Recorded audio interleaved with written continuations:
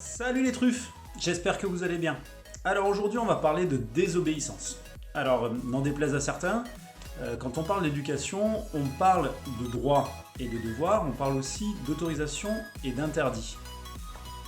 Et il faut savoir que pour faire respecter un interdit, bien souvent, il faut en passer par une forme de désagrément.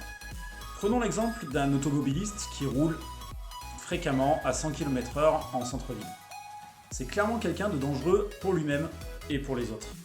On ne peut clairement pas attendre qu'un jour, de par lui-même, il se décide à rouler à 50 km/h et là, à ce moment-là, allez le féliciter.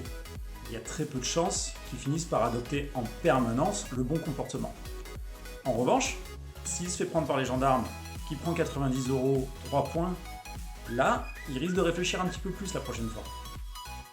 Malheureusement, il en est de même pour nous. En revanche, pour qu'on estime qu'un chien mérite une punition, il faut avoir clairement défini auparavant les conditions de la désobéissance. Ai-je défini clairement les règles du jeu? C'est pareil pour notre chien. On ne peut pas lui reprocher de ne pas revenir au pied si on ne lui a pas appris correctement à le faire auparavant. La situation est-elle conforme aux conditions d'apprentissage? Je m'explique. Vous avez appris le rappel à votre chien, sur un terrain parfaitement neutre de tout stimuli.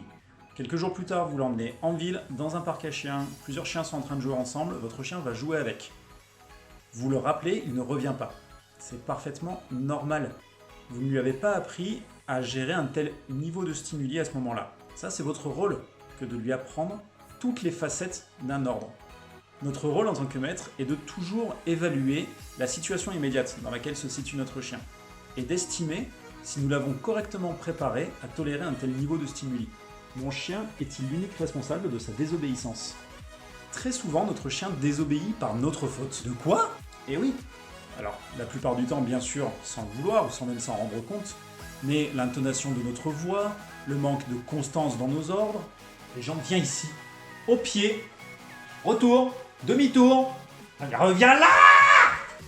La position de notre corps, et bien d'autres détails qui en fait n'en sont pas, envoient des messages contradictoires à notre chien.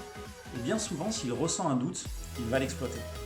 Vous l'aurez compris, pour qu'un chien mérite une punition, il faut qu'il ait rempli un certain nombre de conditions qui font appel au bon sens et à la capacité de remise en question du maître.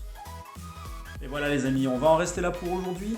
Dans une prochaine vidéo, on parlera de la punition, de comment punir un chien de manière respectueuse de son bien-être et efficace. On pèsera le pour et le contre de chaque technique.